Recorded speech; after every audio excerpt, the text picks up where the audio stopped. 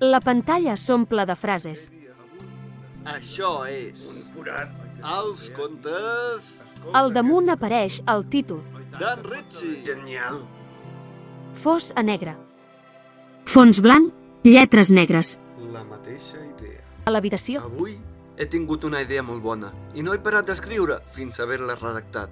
Després he anat a passejar una mica, he entrat a una botiga de segona mà i m'he trobat una sorpresa.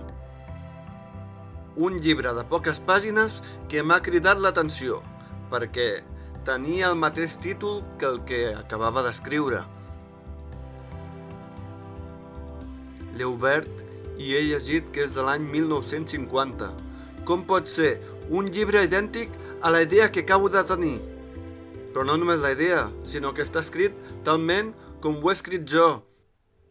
En els contes d'en Ritchie ens agrada donar suport a la gent que fa contingut, així que aquesta setmana donem suport a Quarta Mansió. A la descripció d'aquest vídeo trobareu el seu canal. Ja ho sabeu, si no seguiu aquesta persona que us he mencionat, aneu-lo a seguir perquè val molt la pena. Moltes gràcies i fins al pròxim diumenge.